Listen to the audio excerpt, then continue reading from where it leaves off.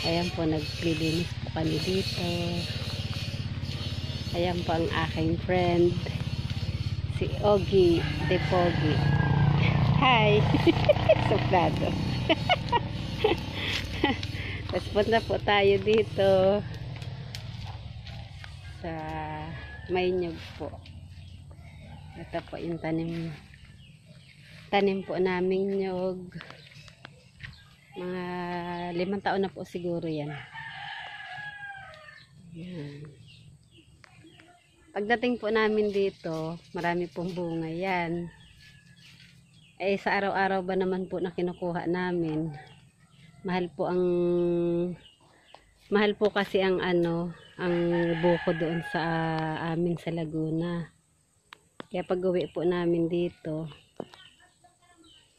ayan, inaraw-araw po namin. Dahil ito po yung likod bahay. Malit lang po yung bahay na yan. Ito po yung nasasukupan ng aking lote. Bali, ano po ito? 2 lote po siya. For ang bawat lote po. Meron po kami ditong guyabano. May maliit na pinya. At naglagay po kami dito ng duyan para may pahingahan po habang naandito po kami. Bali, nakabakasyon po ako ng 2 linggo.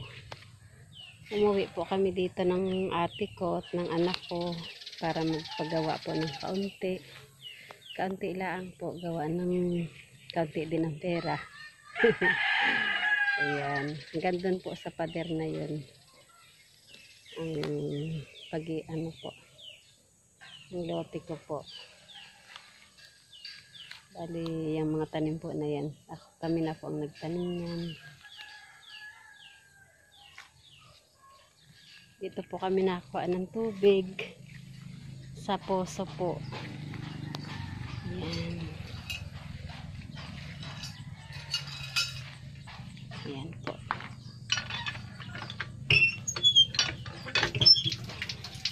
Dito po kami naliligo at nakuha ng panggamit sa banyo at panghugas sa plato. May tanim po akong atis dito. Tanim po namin yan ng kaibigan ko. Tapos ayan po, may mga saging po. Lahat po ng nakikita niyong tanim po namin yan. Tapos eto po, may mga Francisco po dito, iba-ibang klase. Ayan. Tapos punta po tayo sa bahay. Ayan po. Yung gumagawa po na yan, tito po siya ng mister ko. Si Tito Bonsoy po. Kapag gusto niyo pong magpagawa, kontakin niyo lang po ako. Ayan po. Mag-message lang po kayo sa aking messenger kapag gusto niyo magpagawa. Magaling po yan gumawa si Tito. Bali, ang ginagawa niya po ay grills po ng mga bintana. Ayan po. Madalang po kasi kami umuwi dito. Ang trabaho ko po ay nasa Laguna at doon po kami nakamamalagi. Kaya madalang po kami umuwi dito. Ayan, meron po kaming aso dito na tagabantay. Pero hindi po yan sa amin. Sa kapitbahay po namin yan. Dito lang po siya namamalagi habang naandito kami. Gawa ng pinapakain ko po siya. Pero mabait po yan. Chuchu, natutulog ka na naman, Chuchu. Ay, bakit ka nabuko ako? Sige na, matulog ka na. Yan, pasok po tayo sa munti naming bahay. Pagpasensyahan nyo na po dahil wala po kaming dito. Mga gamit. Yan po. So, may electric pa naman po kami. Ito po yung aming higaan na maliit. Tapos, yung semento po namin, yung sahig po namin ay rap pa. Wala pa pong tiles yan. Matagal pa pong panahon yun. Ayan po. Kung nakikita niyo po ay ano po, mahaba po siyang net.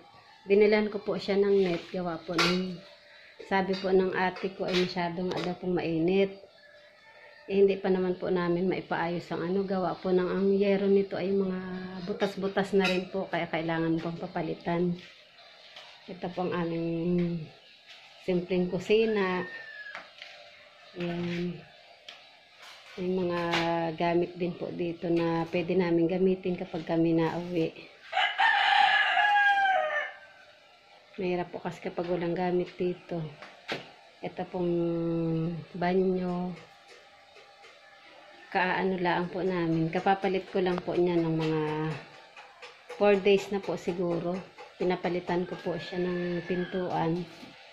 Gawa nang natuwa po ako dun sa pagpunta po namin ng hardware. Natuwa po ako gawa ng mura lang po yung pintuan. 1,200 lang po. Kasama na po yung doorknob. Kaya ayan, agad-agad ko po siyang napapalitan. Dati po kasi yero lang yung yan, ang pintuan. Kasi ayan po, meron po kami saging. Pinaba po yun ng kaibigan ko nung pauwi po kami dito. Tapos dito po kami nagaluto ng pag gusto po namin magkahoy o kaya mag-uling. Ayan po, dito lang po kami nagluluto ng kapag gusto po namin mag-ihaw.